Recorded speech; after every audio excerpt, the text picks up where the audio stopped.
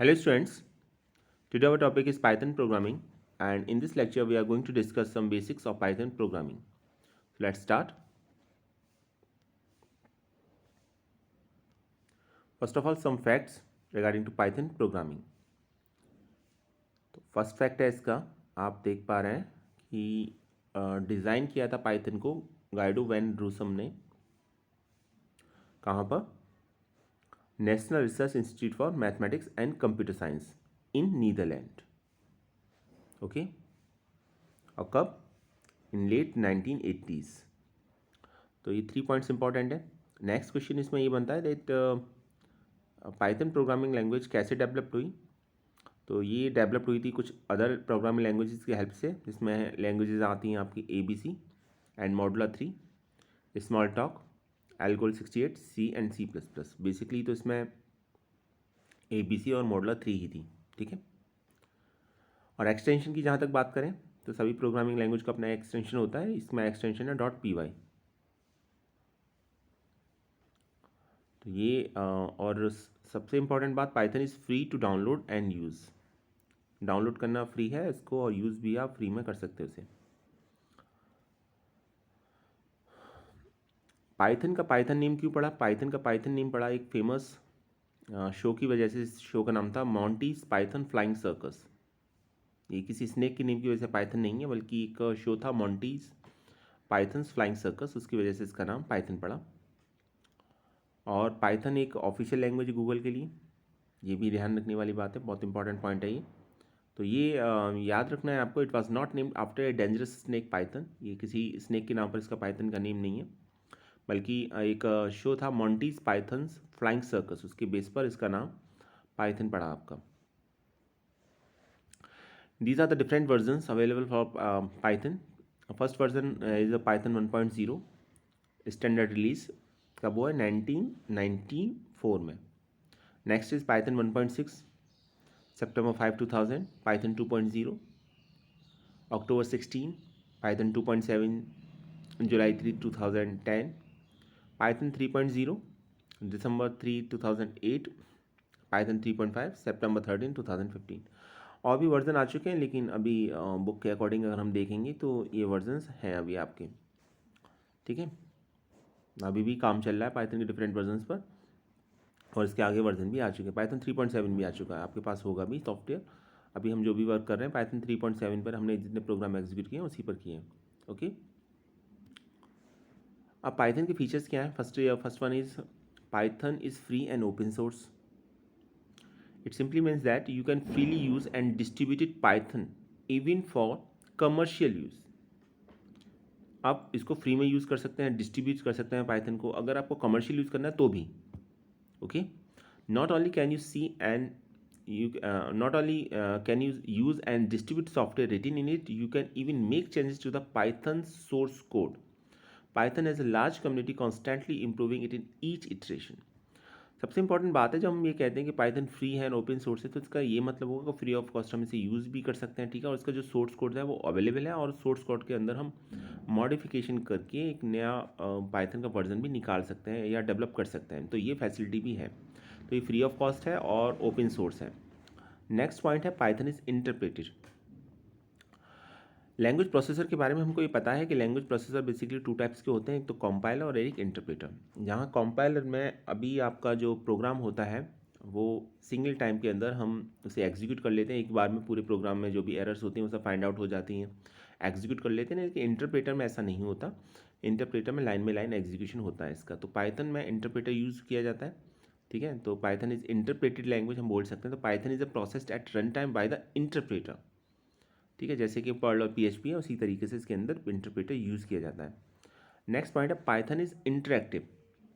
You can actually sit at a Python prompt and interact with the interpreter directly to the write of programs. तो हम interactive का मतलब है कि जो भी हम कमांड देंगे उसके रेस्पेक्ट में अगर हमें कुछ आउटपुट तभी देखना है तो हम वो देख सकते हैं. तो इंटरेक्टिव लैंग्वेज है ये. तो ये इसका एक और एडवांटेज है. नेक्स्ट है Python is an object oriented. Python supports object oriented style और technique of programming that encapsulate code within the objects.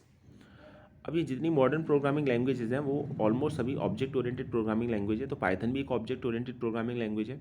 और ऑब्जेक्ट ओरिएंटेड लैंग्वेज का जब हम बात करते हैं तो इसका मतलब क्या होता है, तो ऑब्जेक्ट ओरिएंटेड बेसिकली एक प्रोग्रामिंग की एक टेक्निक है जिसके अंदर जो कोड होता है बेसिकली वो ऑब्जेक्ट्स के अंदर इनकैप्सुलेट होता है।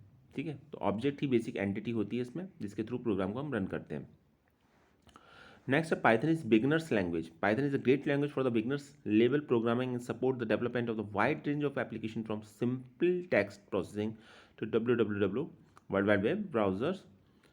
ठीक है, तो अभी यहाँ तक अगर बिगिनर्स के लिए अगर हम बात करें कि बिगिनर्स के लिए कौन सी प्रोग्रामिंग लैंग्वेज सबसे बेहतर है प्रोग्रामिंग स्किल्स को समझने के लिए, जानने के लिए, तो पाइथन एक ऐसी लैंग्वेज है जो बिगिनर्स के लिए सबसे बेहतरीन मानी जाती है आपकी। ठीक है, बिगनर्स प्रोग्रामिंग लैंग्वेज ही बोल सकते हैं हम इसको। और इसमें wide range of applications provide की जाती हैं। इसमें हम टेक्स्ट प्रोसेसिंग लेके आपको वर्ल्ड वाइड वेब तक की एप्लीकेशंस डिज़ाइन कर सकते हैं, हम इसमें गेम्स भी डिज़ाइन कर सकते हैं। तो बिगनर्स के लिए सबसे अच्छी लैंग्वेज मानी जाती है ये आपकी। और कुछ फीचर्स की बात करें तो नेक्स्ट फीचर आता है इसका portable. Python can run on a wide variety of hardware platform and has the same interfaces on all platform. Portable का मीनिंग ये है कि अगर हम हार्डवेयर प्लेटफॉर्म को चेंज भी कर दें तो भी इस प्रोग्राम के एग्जीक्यूशन पर कोई इफेक्ट नहीं पड़ेगा। ओके, डिफरेंट मशीन कॉन्फ़िगरेशन में अगर हम पाइथन के प्रोग्राम को रन कर रहे हैं तो उससे पाइथन के एग्जीक्यूशन में कोई फ़र्क नहीं पड़ता, तो इसको पोर्टेबिलिटी बोलते हैं। तो ये एक फीचर है पाइथन प्रोग्रामिंग लैंग्वेज का।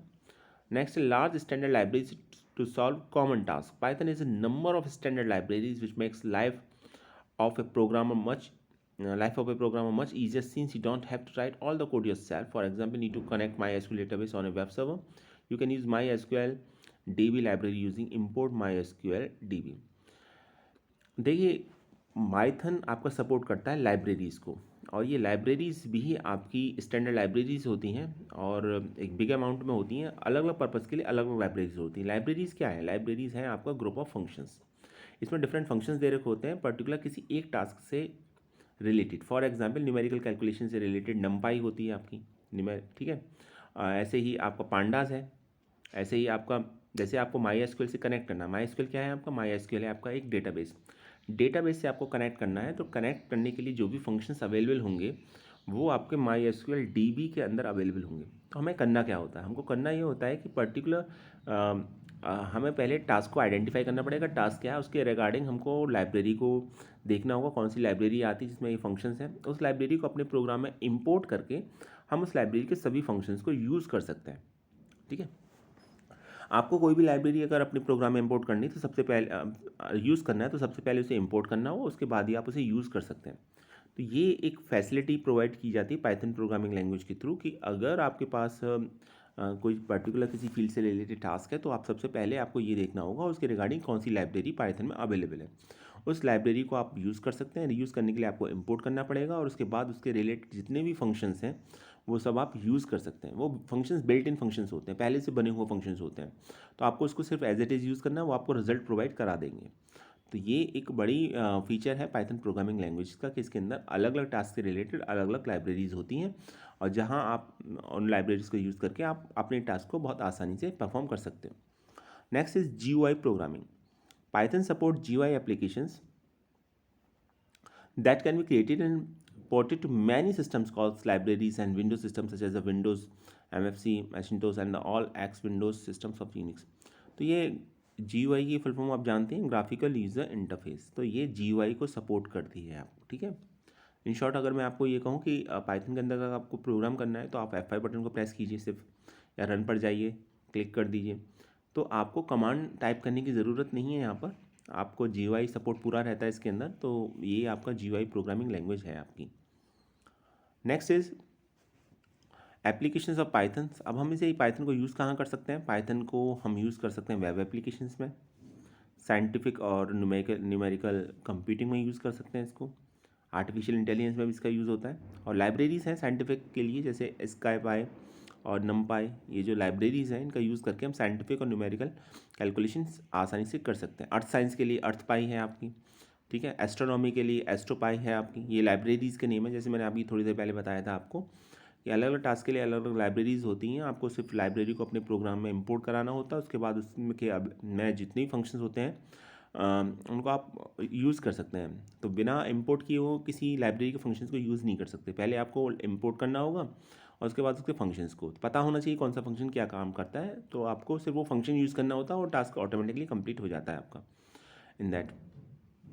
तो ये आपके डिफरेंट पर्पज़ के लिए डिफरेंट टाइप्स की लाइब्रेरी है, स्काई पाई, नम पाई, अर्थ पाई, एस्ट्रो पाई। ये साइंटिफिक और न्यूमेरिकल कैलकुलेशन के लिए किया जाता है। वेब एप्लीकेशंस में भी आपको सपोर्ट करता है पाइथन प्रोग्रामिंग लैंग्वेज। जैसे जेंगो है इसका, इसके थ्रू हम वेबसाइट डिज़ाइन कर सकते हैं, ठीक है। तो ये सब है इसमें। नेक्स्ट देखिए, क्रिएटिंग सॉफ्टवेयर प्रोटोटाइप।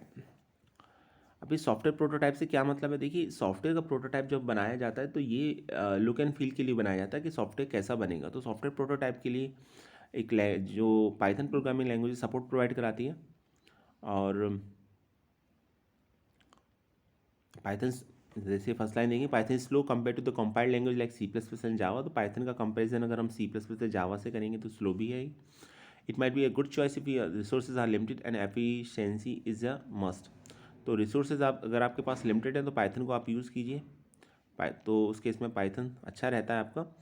और सबसे बेहतरीन जो हम ये कहें, सबसे मोस्ट इम्पॉर्टेंट पॉइंट क्या है इसका, प्रोटोटाइप बनाने के लिए पाइथन सबसे परफेक्ट लैंग्वेज मानी जाती है। तो किसी भी सॉफ्टवेयर का प्रोटोटाइप बनाने के लिए पाइथन का यूज़ किया जाता है ज़्यादातर फील्ड्स के अंदर, ठीक है। एक पॉइंट ये था आपका। Good language to teach programming. अगर आपको प्रोग्रामिंग स्किल्स किसी को सिखाना है, समझाना है, तो उसके लिए देखिए बेसिक्स प्रोग्रामिंग लैंग्वेजेस के सभी के ऑलमोस्ट सेम ही होते हैं। तो पाइथन एक ऐसी लैंग्वेज है जिसके थ्रू अगर सबसे पहले किसी ने कोई और प्रोग्रामिंग लैंग्वेज नहीं पढ़ी है तो पाइथन के थ्रू आपको प्रोग्रामिंग लैंग्वेज की बेसिक्स को अगर सिखाना है तो वो सबसे अच्छी लैंग्वेज मानी जाती है, खासतौर से बच्चों के लिए, ठीक है। तो ये अगर आप और इसका सबसे बड़ा एडवांटेज ये है कि इसका सिंटैक्स काफ़ी इजी होता है यूज़ करना और इम्प्लीमेंट करना। तो प्रोग्रामिंग स्किल्स को काफ़ी आसान तरीके से सिखाया जा सकता है इसमें। अब बात करते हैं थोड़ा पाइथन प्रोग्रामिंग लैंग्वेजेस के बारे में कि पाइथन प्रोग्रामिंग लैंग्वेज में हम कैसे काम कर सकते हैं। तो बेसिकली 2 मोड्स होते हैं जिसमें हम काम कर सकते हैं। पहला मोड होता है इंटरेक्टिव मोड, जैसा इसका नाम है इंटरेक्टिव। इट मीन्स आप with in a single line कोई स्टेटमेंट लिखेंगे, एंटर प्रेस करेंगे और आपको आउटपुट दिख जाएगा, यानी आप इंटरेक्ट कर पा रहे हैं, इसलिए इसे इंटरेक्टिव लैंग्वेज बोला जाता है। तो इंटरेक्टिव लैंग्वेज के लिए ये प्रॉम्प्ट का साइन आएगा आपका। इसके बाद कोई भी आप एक स्टेटमेंट लिख दीजिए और उस स्टेटमेंट का जो भी रिजल्ट होगा वो डिस्प्ले हो जाएगा एंटर प्रेस करने के बाद। फॉर एग्जांपल आपने लिखा प्रिंट हेलो पाइथन, इसके बाद आपने इसे प्रॉम्प्ट के बाद ये स्टेटमेंट लिखा और आपने एंटर प्रेस कर दिया तो आपका आउटपुट कुछ ऐसे आएगा, तभी इसलिए इसे इंटरेक्टिव मोड बोला जाता है, क्योंकि आप इंटरेक्ट कर पाते हैं। तो इंटरेक्टिव मोड की कुछ लिमिटेशंस थी, इसमें हम सिंगल लाइन के अंदर ही स्टेटमेंट को लिख सकते हैं, ठीक है। लेकिन अगर हमारा प्रोग्राम मोर देन 1 लाइन में है तो हमें फिर टोटल प्रोग्राम को लिखना होगा, यानी हमको स्क्रिप्ट लिखनी होगी टोटल उसकी। तो इन दैट केस हमें फिर इंटरेक्टिव मोड में काम ना करके हमको काम करना पड़ेगा स्क्रिप्ट मोड में। तो फाइल में जाइए, न्यू में जाइए, स्क्रिप्ट मोड ओपन हो जाएगा। एक्चुअली एक नोटपैड की फाइल ओपन हो जाएगी, वहाँ पर आ जाके आप प्रोग्राम लिख सकते हैं अपना। F5 बटन प्रेस कीजिए, आप F5 की प्रेस कीजिए, फंक्शन की F5, ठीक है, या रन पर जाके क्लिक कर दीजिए तो प्रोग्राम आपका रन हो जाएगा स्क्रिप्ट मोड के केसेस में। वहाँ प्रोग्राम एक से ज़्यादा लाइन का है तो आप स्क्रिप्ट मोड में वर्क कर सकते हैं। तो बेसिकली 2 मोड्स अवेलेबल होते हैं, इंटरेक्टिव मोड और स्क्रिप्ट मोड। अब बात करते हैं पाइथन आइडेंटिफायर की। अब प्रोग्रामिंग लैंग्वेज की थोड़ा सा हम स्टडी करते हैं कि एक्चुअली प्रोग्रामिंग लैंग्वेज में किस तरीके से वर्क किया जाता है। तो सबसे पहले अगर आपको सीखना है तो देखिए, जैसे अभी आपको अगर इंग्लिश प्रोग्रामिंग लैंग्वेज के बारे में इंग्लिश के बारे में समझना है, इंग्लिश भी अपने आप में एक लैंग्वेज है, प्रोग्रामिंग लैंग्वेज नहीं है, अलग बात है। लेकिन सभी लैंग्वेजेस के बेसिक सेम होते हैं, चाहे वो प्रोग्रामिंग लैंग्वेज हो या फिर एक ह्यूमन लैंग्वेज हो। तो जैसे अगर आपको इंग्लिश सीखना है तो सबसे पहले आपको करेक्टर्स सिखाए जाते हैं, ABCD सिखाया जाता है, ठीक है। तो ऐसे ही अगर आपको प्रोग्रामिंग सीखना है तो सबसे पहले आपको ये सीखना पड़ेगा सबसे स्मॉलेस्ट एलिमेंट क्या है। तो इसमें सबसे स्मॉलेस्ट एलिमेंट जो हम लेते हैं वो हम ले सकते हैं कैरेक्टर A to Z और स्मॉल A to Z और capital A to Z। Number ले सकते हैं 0 to 9, स्पेशल सिम्बल्स अलाउड होते हैं तो इनकी फॉर्म से हम बना सकते हैं, ठीक है, कोई भी एक वर्ड।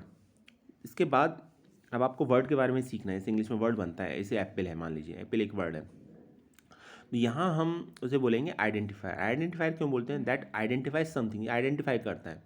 प्रोग्रामिंग लैंग्वेज में किसी भी प्रॉब्लम को या हमें वेरिएबल की ज़रूरत पड़ती है जहाँ हम प्रॉब्लम को आइडेंटिफाई कर सकते हैं, तो हमें आइडेंटिफायर अपनी तरफ से लेने पड़ते हैं।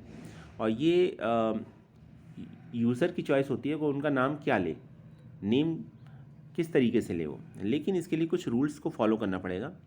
जैसे अगर आप किसी भी, उससे पहले मैं आपको एक एग्जांपल बताता हूँ। मैथमेटिक्स में अगर आपको सिंपल इंटरेस्ट निकालना है तो आप लिखेंगे S I is equal to P into R into T upon 100। अब ये पी आर टी और एस आई क्या है यहाँ पर, पी आर टी और एस आई है यहाँ पर वेरिएबल का नेम। ये वेरिएबल का नेम आपने पी लिया, क्या आप पी आर नहीं ले सकते थे? आंसर यस, बिल्कुल ले सकते थे। पी क्यों लिया? चॉइस है यूज़र की, आपने पी लिया, ठीक है, क्योंकि ये पी आपका प्रिंसिपल अमाउंट को रिफ्लेक्ट कर रहा है। और सेम आपका पाइथन प्रोग्रामिंग लैंग्वेज के अंदर है कि पाइथन प्रोग्रामिंग लैंग्वेज में हम आइडेंटिफायर्स लेते हैं आइडेंटिफाई करने के लिए, ठीक है। और ये बेसिकली यूज़र्स नेम होते हैं, ये फंक्शंस के नेम हो सकते हैं या आपके वेरिएबल्स के नेम हो सकते हैं। तो जो भी कुछ हम आइडेंटिफाई करने के लिए यूज़ कर रहे हैं उसको हम आइडेंटिफायर बोलते हैं। तो पहला तो ये हो गया। ये आप मैथमेटिक्स से अगर कंपैरिजन करें तो ऐसे समझ सकते हैं कि यहाँ पर हम वेरिएबल नेम ही आइडेंटिफायर है, अगर सिंपल वे में अगर हम इसको समझने की कोशिश करें तो क्वेश्चन ये है कि हम क्या आइडेंटिफायर कुछ भी ले सकते हैं? तो आंसर है नहीं, कुछ भी नहीं ले सकते। उसके कुछ रूल्स हैं, वो हमको फॉलो करना पड़ेगा। पहला तो रूल ये है कि हमको लोअर केस या अपर केस लेटर में कोई भी हम लेटर सेलेक्ट कर सकते हैं या उसका कॉम्बिनेशन सेलेक्ट कर सकते हैं, साथ साथ डिजिट ले सकते हैं 0 to 9, और सिर्फ एक special symbol that is underscore जो वैलिड है, इसके अलावा कुछ और वैलिड नहीं है, ठीक है। ये कुछ नेम है, जैसे हमने लिया माई क्लास, ये वैलिड है क्योंकि ये आपका सभी इसमें कैरेक्टर आ रहे हैं स्मॉल कैपिटल, जैसे मैंने बताया कोई फ़र्क नहीं पड़ता उससे, आप स्मॉल कैपिटल दोनों ले सकते हैं, कोई दिक्कत नहीं है। नेक्स्ट लिया आपने वेर अंडरस्कोर 1, तो वेर है वैलिड है, अंडरस्कोर वैलिड है, 1 वैलिड है। याद रखिएगा अंडरस्कोर ही ले सकते हैं सिर्फ, और कोई हम अदर स्पेशल कैरेक्टर नहीं ले सकते, क्वेश्चन मार्क नहीं ले सकते, हैश नहीं ले सकते, ये सब नहीं ले सकते जहाँ तक आइडेंटिफायर के नेम की बात है, ठीक है। नेक्स्ट है देखिए print underscore this underscore two underscore scheme, ये सब आपके वैलिड एग्जाम्पल है क्योंकि अंडरस्कोर इसके अंदर आ रहा है। नंबर भी ले सकते हैं। तो हम जब कभी भी आइडेंटिफायर का नेम लेंगे तो ये याद रखना है हमको कि हम कैरेक्टर ले सकते हैं, डिजिट ले सकते हैं और अंडरस्कोर ले सकते हैं, इनका कॉम्बिनेशन ले सकते हैं, ठीक है। लेकिन दूसरा रूल ये कहता है, second rule says that an identify can not start with a digit. आप डिजिट ले सकते हैं लेकिन आपको आइडेंटिफायर का नेम डिजिट से स्टार्ट नहीं होना चाहिए। फॉर एग्जाम्पल A1 वैलिड है पर 1A वैलिड नहीं है।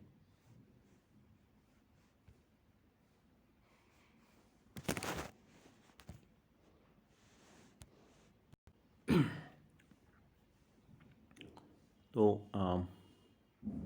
A1 वैलिड है पर 1A वैलिड नहीं है, ये भी आपको समझना होगा।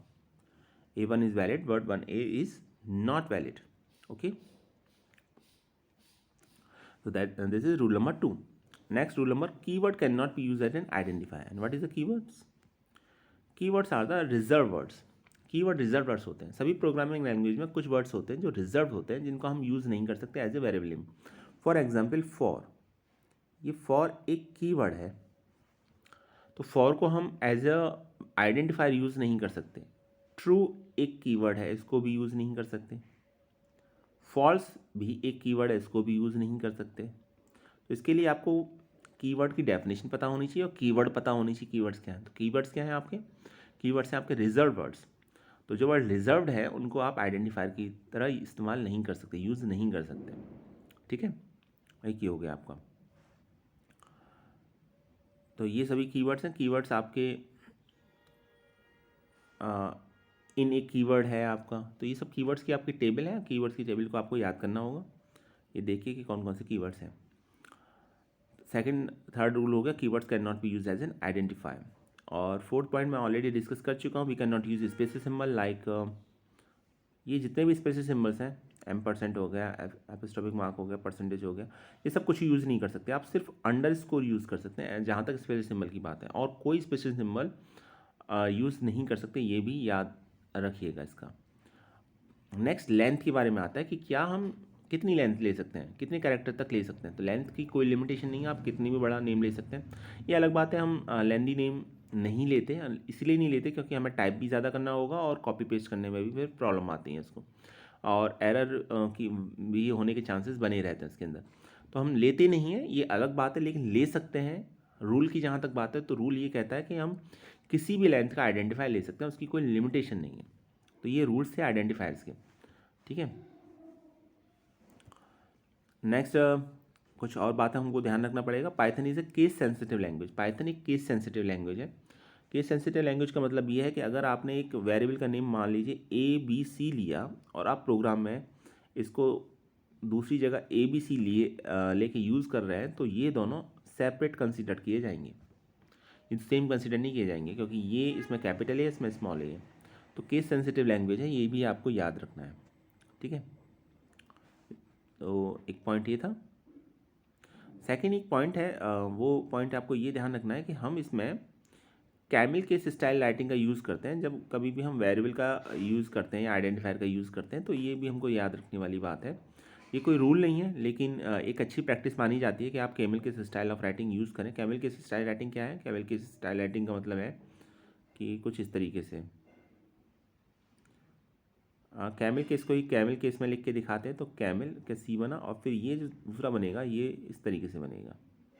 तो कभी कभी क्या होता है कि आपका कोई वेरिएबल नेम आइडेंटिफायर है और 2 वर्ड्स के कॉम्बिनेशन से मिलके बना हुआ है, तो सेकंड वर्ड आप कैपिटल में लिखें, फर्स्ट स्मॉल में लिखें, तो ये कैमिल केस बन कहलाएगा फिर इस केस में, ठीक है। ये कोई रूल नहीं, लेकिन अच्छी प्रैक्टिस मानी जाती है कैमिल केस का आप यूज़ करें तो। नेक्स्ट चलिए देखते हैं। अभी थोड़ी देर पहले पाइथन कीवर्ड्स की बात की थी मैंने और बताया था पाइथन कीवर्ड्स क्या होते हैं। पाइथन कीवर्ड्स आपके रिजर्व वर्ड्स होते हैं, इनका मीनिंग ऑलरेडी फिक्स होता है पाइथन प्रोग्रामिंग लैंग्वेज के अंदर, और आप इसको चेंज नहीं कर सकते। मोस्ट इंपॉर्टेंट थिंग ये है, ठीक है। और कीवर्ड्स को हम आइडेंटिफायर या फंक्शन नेम या वेरिएबल नेम की तरह नहीं यूज़ नहीं कर सकते। ये केस सेंसिटिव होते हैं, ठीक है, केस सेंसिटिव होते हैं, ये भी याद रखना है। पाइथन 3.3 वर्जन में 33 कीवर्ड्स हैं टोटल, तो ये भी आपको याद रखना। 33 आपको याद होनी चाहिए। और मोस्टली जितने भी कीवर्ड्स होते हैं वो लोअर केस लेटर में होते हैं, लेकिन कुछ आपके कीवर्ड्स हैं जो आपके लोअर केस लेटर में नहीं है। जैसे ट्रू है, ट्रू में T कैपिटल होगा, रेस्ट आपका RUE ये सब स्मॉल में होगा। फॉल्स में F कैपिटल होगा, नन में N कैपिटल होगा। ये सब कीवर्ड्स हैं, ट्रू, फॉल्स, नन। तो ये 3 कीवर्ड्स ऐसे हैं जिसमें फर्स्ट लेटर कैपिटल है, बाकी आप जितने भी कीवर्ड्स देखेंगे वो सभी आपके स्मॉल लेटर्स में ही लिखे जाते हैं, और ये केस सेंसिटिव होते हैं, ठीक है। जैसे केस सेंसिटिव का मतलब ये है कि आपको अगर फॉर यूज़ करना है तो आपको स्मॉल फॉर यूज़ करना होगा, ये कीवर्ड माना जाएगा। कैपिटल F यूज़ करेंगे तो फिर वो एक कीवर्ड नहीं होगा, तो ये भी आपको याद रखना है। ये देखिए कीवर्ड्स हैं सभी, आप देख सकते हैं स्क्रीन पर, these all are the keywords, ठीक है। अब बात करते हैं पाइथन स्टेटमेंट की। पाइथन स्टेटमेंट क्या है? तो इंस्ट्रक्शन दैट है पाइथन इंटरप्रेटर कैन एग्जीक्यूट और कॉल द स्टेटमेंट। तो इंटरप्रेटर जिन इंस्ट्रक्शंस को एग्जीक्यूट करता है उसी को हम स्टेटमेंट बोलते हैं। जैसे एक सिंपल सा अगर हम स्टेटमेंट बनाएं तो A=1 लिखें, तो ये क्या है? इक्वल। इसे मैथमेटिक्स में हम इक्वल बोलते हैं, लेकिन प्रोग्रामिंग लैंग्वेज में इसको असाइनमेंट ऑपरेटर बोला जाता है। तो ये अपने आप में एक ये आपका स्टेटमेंट माना जाएगा। एक बात और याद रखने वाली बात है कि सभी प्रोग्रामिंग लैंग्वेज में जैसे सेंटेंस टर्मिनेटर होता है, और नॉर्मल लैंग्वेजेस में भी, ह्यूमन लैंग्वेज में भी सेंटेंस टर्मिनेटर होता है, ऐसे ही प्रोग्रामिंग लैंग्वेज में भी होता है। और इसमें जो सेंटेंस टर्मिनेट करने के लिए यूज़ किया जाता है वो सेमीकोलन यूज़ किया जाता है। सेमीकोलन का मतलब है स्टेटमेंट टर्मिनेट हो गया, ठीक है। अगर आप लाइन चेंज कर देते हैं तो बाय डिफ़ॉल्ट समझ लिया जाता है कि स्टेटमेंट टर्मिनेट है यहाँ पर, तो वहाँ आपको सेमीकोलन मार्क करने की ज़रूरत नहीं है। तो ये भी आपको याद रखना है। अगर एक स्टेटमेंट एक से ज़्यादा लाइन के अंदर आ रहा है, मोर देन 1 लाइन एग्जिस्ट करता है, तो हम क्या करें? तो उसके बाद जैसे ये है, आपको मान लीजिए ऐड करना है 1 + 2 + 3 + 4 + 5 + 6 + 7 + 8 + 9, लेकिन ये 3 डिफरेंट लाइन के अंदर लिखना है, तो आप स्लैश का साइन मार्क कर दीजिए। ये माना जाएगा कि ये आपका लाइन आपने चेंज कर दी है। ये एक मल्टी लाइन स्टेटमेंट है। सिंगल लाइन स्टेटमेंट के लिए आप एक लाइन के अंदर लिख दीजिए, दैट इज़ सफिशेंट, तो उससे कोई फ़र्क नहीं पड़ता। लेकिन अगर एक से ज़्यादा लाइन के अंदर एक ही स्टेटमेंट आ रहा है तो आप स्लैश को यूज़ कीजिए। आप पैरेंथेसिस साइन का भी यूज़ कर सकते हैं। अगर ये लाइन आपकी चेंज हो रही है इस तरीके से, इसको पैरेंथेसिस के अंदर लिख दी तो भी आपको मल्टी लाइन स्टेटमेंट ही माना जाएगा। तो ये भी आपको याद रखना है। और सेमीकोलन के बारे में मैंने भी थोड़ी देर पहले बताया कि अगर आप सेमीकोलन लगा रहे हैं, आप सेमीकोलन का मार्क यूज़ कर रहे हैं, इट मीन्स वो एक अपने आप में एक सेंटेंस है। जैसे आपने लिखा A और A को असाइन की वैल्यू 1, याद रखिए वैल्यू 1 असाइन की है, A = 1 नहीं है, 1 इज़ असाइन टू A, इसका मीनिंग ये है। अब यहाँ पर आप लाइन चेंज कर दें तो ठीक है, और लाइन ना भी चेंज करें और बी को इसके बाद लिखें तो भी कोई फ़र्क नहीं पड़ता, क्योंकि सेमी कॉलन का मतलब ही ये है कि स्टेटमेंट टर्मिनेट हो गया। अब इसके बाद आप लाइन चेंज कर रहे हैं नहीं चेंज कर रहे, उससे कोई फ़र्क नहीं पड़ता, तो ये भी आपको याद रखना है।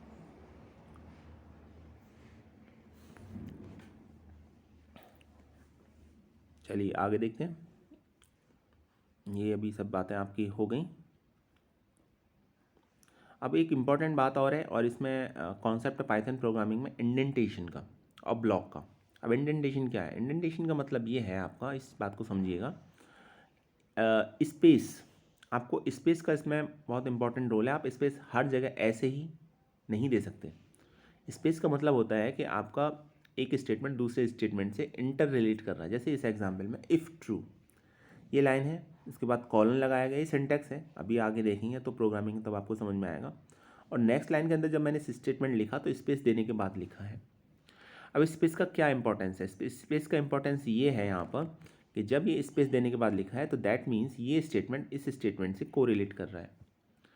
और इसका क्या मतलब होगा? इसका मतलब ये हो गया कि ये कंडीशन, जो भी मैंने कंडीशन दिया है, जो भी स्टेटमेंट दिया है, इसके ट्रू या फॉल्स होने पर इसका एग्जीक्यूशन, इसके ट्रू फॉल्स होने पर ही इसका एग्जीक्यूशन, सेकंड स्टेटमेंट का एग्जीक्यूशन डिपेंड करता है। ठीक है, इसका मतलब ये है, यानी ये दोनों स्टेटमेंट अब इंटरकनेक्टेड हैं आपस में एक दूसरे से। इसका एग्जीक्यूट होना ना होना इसके ऊपर डिपेंड करता है। तो ये स्पेस है, अगर मैं स्पेस नहीं देता तो ये उस केस में दोनों अलग अलग स्टेटमेंट कंसिडर किए जाते। वेट ए मिनट, ये उस केस में नॉन स्टेटमेंट अलग अलग कंसीडर किए जाते हैं। ठीक है, अब ये देखिए, आप ये स्पेस देने के बाद लिखा है, इसको भी स्पेस देने के बाद लिखा है, तो अब ये दोनों स्टेटमेंट इससे इफ़ ट्रू से इंटरकनेक्ट हो गए आपके। ठीक है, तो इसका मतलब ये हो गया आपका, और इसको फिर हम एक ब्लॉक बोलते हैं। तो इसी को इंडेंटेशन एंड ब्लॉक बोला जाता है। इंडेंटेशन का मतलब स्पेस देके हम स्टेटमेंट या ग्रुप ऑफ स्टेटमेंट को ये बताते हैं कि वो किस स्टेटमेंट से कनेक्ट है। और ब्लॉक एक जैसे स्टेटमेंट का आपका जो कॉम्बिनेशन कहलाएगा वो एक आपका ब्लॉक कहलाएगा। तो ये भी आपको याद रखना है। नेक्स्ट टॉपिक आता है कमेंट। पाइथन के अंदर हम कमेंट कैसे मार्क करते हैं, कमेंट करते क्यों हैं, ये भी समझना होगा। कमेंट बेसिकली डेड स्टेटमेंट्स होते हैं, और डेड स्टेटमेंट जब मैं बोल रहा हूँ तो इसका मतलब ये है कि ये एग्जीक्यूट नहीं होते, इंटरप्रेटर इन्हें इग्नोर कर देता है। तो कैसे पता चलेगा इंटरप्रेटर को कि ये कमेंट है? तो एक सिंबल है हैश, इसके बाद आप कुछ भी लिख देंगे, अपना नाम लिख देंगे, अपने स्कूल का नेम, कुछ भी लिख देंगे, वो एक कमेंट माना जाएगा। पाइथन उसे इग्नोर कर देगा, उसे समझेगा कि इसका पाइथन प्रोग्रामिंग लैंग्वेज से कोई मतलब नहीं है। तो इसे सिंगल लाइन कमेंट माना जाता है। याद रखिए, सिंगल लाइन कमेंट, इसका मतलब है हैश के बाद जो भी कुछ लिखेंगे वो एक सिंगल लाइन कमेंट कंसीडर किया जाएगा। आप कमेंट लिखते क्यों हैं?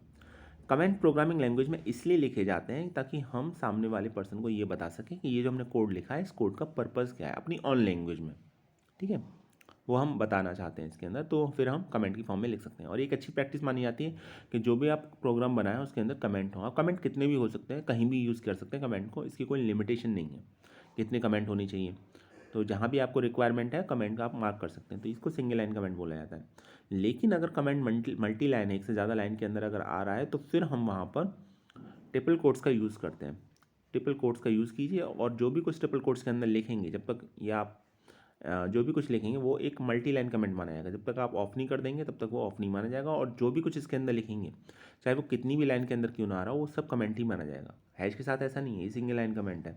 इसके बाद आप कुछ भी लिखेंगे तो वो एक सिंगल लाइन कमेंट ही माना जाएगा। तो ये भी आपको याद रखना है।